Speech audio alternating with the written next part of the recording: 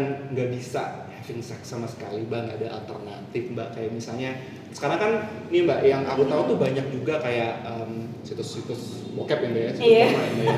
Pada dikasih gratis ya. Dikasih gratis. Terus juga sekarang yang banyak juga banyak yang melakukan ini phone sex misalnya, Mbak. Nah, buat Mbak sendiri rekomen nggak sih untuk terutama dalam momen kita mengkarantinakan diri sendiri? Oke, kalau khusus buat jomblo dan yang tidak tinggal bareng gitu ya, untuk meminimalisasi resiko, gue tetap menyarankan masturbasi yang sehat gitu. It was like, itu udah paling aman lah masturbasi yang sehat itu ya.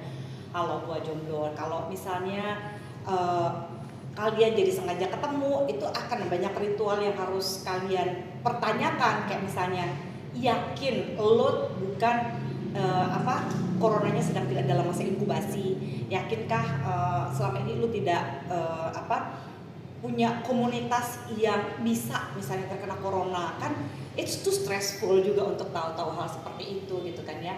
Karena pasangan suami istri aja yang salah satunya lebih sering keluar rumah karena memang harus banget terpaksa bekerja, itu belum tentu mereka itu nyaman untuk melakukan hubungan seksual, apalagi yang jomblo kan gitu. Nah, buat yang pacaran, anggap aja kalian tuh kayak lagi pacaran LDR. Jadi kalian bangun komunikasi, kalian bangun relationship dengan cara seperti itu gitu. Nah, kalau buat suami istri, bisa banget nggak sih berhubungan seks? Ini tanda tanya juga. Kalau misalnya kalian itu salah suaminya misalnya ya atau istrinya itu mau nggak mau memang harus pergi ke kantor, ya kan? Dia harus mengikuti banyak sekali prosedur, salah satunya misalnya prosedur keluar rumah, prosedur masuk rumah, ya kan, cuci tangan, ya mandi dan segala macam. Dan yang paling disarankan adalah tetap mandi sebelum dan sesudah berhubungan seks. It's like wajib banget selama masa corona ini. Dan buat pasangan suami istri gitu khususnya, atau yang memang tinggal bareng sama pasangannya dan sebagainya, kalau khusus pada masa ini diharapkan tidak tidak berciuman pada saat melakukan senggama. Ini sangat-sangat kontrasi dengan saran biasanya, karena gini, yang namanya ciuman itu kan sebenarnya bisa meningkatkan gairah gitu ya, meningkatkan gairah, dan itu juga ciuman itu juga very very intimate ya, dibandingkan seksnya itu sendiri.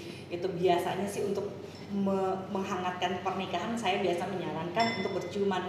Tapi khusus sampai masa corona ini belum clear gitu ya, saya tidak menyarankan ciuman, karena ya kita nggak tahu kan, bersin aja kan bisa menularkan dan sebagainya. Kita nggak tahu kalau lagi dalam masa inkubasi dan sebagainya. Jadi jangan jangan berciuman dulu gitu ya, karena kontak fisik lainnya itu juga memang ada risikonya, tapi lebih rendah dibandingkan berciuman itu sendiri sih gitu, untuk penyebaran.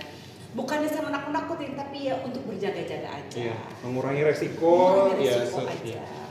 Iya sih, benar. Dari catatan menarik ya. Jadi ini tips nih ya, kalau misalnya bagaimana kemudian untuk mengontrol gairah seksual tapi tetap juga melakukan social physical distancing. Juga tadi bisa mungkin satu ya, explore terkait dengan diri sendiri dan hubungan apa yang ingin dibangun ya ke depannya bersama orang lain.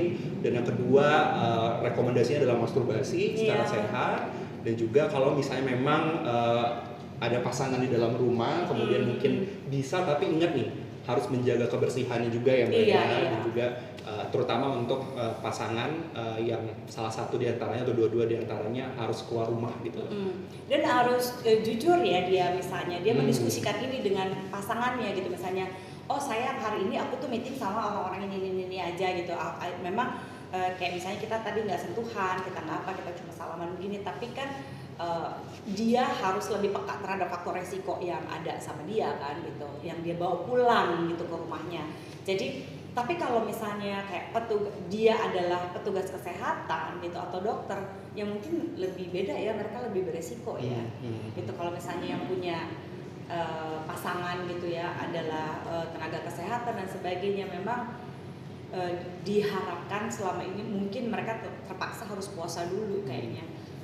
Apalagi yang benar-benar menghadapi corona, mereka kan sampai ada penginapan sendiri kan, dikasih sama pemerintah ya dan sebagainya. Tapi kalau saya melihat gini deh, ini bukan situasi biasa ya. Kalau mau diharapkan kita juga maunya berhubungan seks seperti normal, iya, siapa sih yang nggak mau ya kan. Cuma dalam keadaan seperti ini jangan dibawa susah lagi. Ketika kita memang harus puasa, anggap aja kayak ketika pasangan tuh abis melahirkan, kan kita juga mesti masa nifasnya itu kan sampai 40 hari. Iya, give or take, sabarlah sampai masa-masa itu. Tapi ketika lagi physical itu tidak memungkinkan untuk melakukan hubungan seksual meskipun Anda suami istri dan sebagainya, coba ditingkatkan emotional relationship-nya. Emotional relationship adalah dengan melakukan ritual-ritual romantis tanpa menambah resiko terkenanya corona. Misalnya kayak jadi lebih aktif untuk bilang selamat pagi sayang gitu ya, misalnya lebih banyak tegur-teguran, lebih banyak tatapan mata gitu, komunikasi meskipun harus lewat sosial media karena kerjaan, atau kalaupun di rumah tapi tempat tidurnya harus pisah.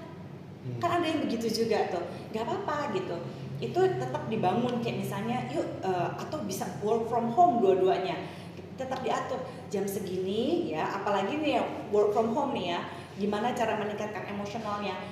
Misalnya kita breakfast bareng, kita akan breakfast bareng-bareng jam segini sama anak-anak dan sebagainya. Ya, akan kerja jam segini, dan jangan lupa untuk meningkatkan kemesraan. Setiap individu itu butuh me time. Jadi dalam jadwal kegiatan work from home itu juga si laki-laki maupun si perempuan, si ibu atau si ayah itu harus punya waktu menyendiri. Misalnya, anak-anak sama kamu dulu ya, saya mau baca buku dulu, atau doing my activity alone sejam misalnya. Nanti habis itu si ibunya ngejagain anak-anaknya, bapaknya yang ini dulu gitu ya, alone. Karena kalau sampai work from home gitu, untuk mengurangi intensitas nanti malah sensitif, berantem dan sebagainya gitu. Caranya untuk bisa supaya emotional relationship-nya ini terbangun dan tetap erat adalah dengan memberikan waktu privacy untuk masing-masing. Gitu. Jadi ketika anak-anak lagi sama ayahnya, ibunya skip dulu nih. Tergantung perjanjiannya, setengah jam kah, 45 menit, tapi tetap harus ada waktu me time. Gitu, yang enggak ngapa-ngapain aja gitu mereka. Nah, si ayahnya juga punya waktu me time berapa lama, ada yang waktu me time berdua, sama ada kegiatan sama-sama. Ini akan membantu emotional relationship untuk lebih meningkat, sehingga ketika dia melakukan hubungan seks nggak jadi stres juga ke bawah-bawah sama suasana lainnya gitu. Menarik sih, berarti lebih challenging juga ya Mbak ya kalau misalnya ada sebenarnya. Ya. Dan tapi juga menarik nih justru kalau misalnya memang tinggal serumah, kemudian juga ada kesempatan ya untuk belajar mengenai pembagian peran gitu. Iya. Entah itu relationship atau keluarga gitu ya. Mbak. Kita biasanya skip loh kalau lagi skip gitu. Ketika dua-duanya harus di rumah seharian dalam jangka waktu yang nggak tahu sampai kapan gitu ya. Jadi ya mungkin gitu untuk para bapak misalnya ya, keluarga yang heteroseksual ya. Yang bapak misalnya kemudian mungkin belajar masak lah ya, bersihin rumah gitu. Jadi belajar berbagi peran exactly. Dilakukan sama istri saya, sekarang saya juga mau ambil peran gitu ya. Which is interesting, tapi benar juga yang kamu bilang tadi.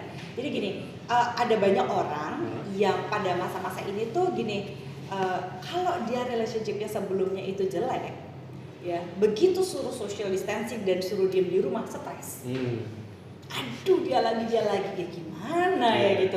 Tapi kalau memang yang relationship selama ini baik-baik aja, stresnya itu hanya stres karena corona, karena pekerjaan, bukan stres rumah tangga. Tapi kalau yang stresnya tambah sama stres rumah tangga, karena sebenarnya emotional relationship-nya itu memang buruk sebelumnya. Jadi yuk ambil hikmah dari kejadian ini dengan kita membangun emotional relationship buat yang jomblo, buat yang punya pacar juga, buat suami istri yang bisa work from home ataupun yang sebagian bisa sebagian enggak. Ini adalah waktu yang paling tepat untuk membangun emotional relationship kita.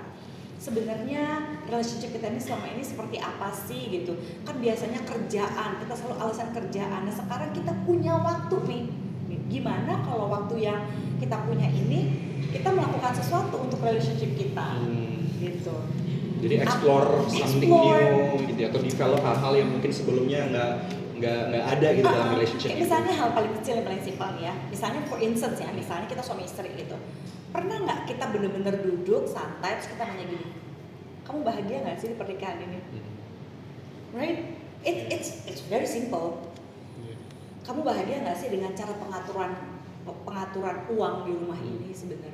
Tapi kalau aku boleh nambahin sedikit Mbak, kayaknya juga karena kan aku ngebayanginnya kalau misalnya satu rumah nih tadi ya ngomongin tentang emotional relationship gitu, kemudian mungkin ada cekcok misalnya dalam pasangan gitu dalam sosial dalam momen-momen stres seperti ini, dan juga mungkin akan rentan juga ya Mbak ya mengalami banyak kekerasan misalnya Mbak ya ketika di rumah, dan juga ini mungkin merupakan hal yang memang harus diperhatikan gitu loh. Jadi tahu limitnya gitu Mbak ya, ketika mungkin ada pasangan melakukan kekerasan dan udah too far, mungkin bisa melapor atau mungkin bisa mencoba untuk social distancing, dalam arti mungkin pindah ke tempat yang lain dulu sementara, atau kayak gimana Mbak kira-kira? Waduh, itu agak pelik sih.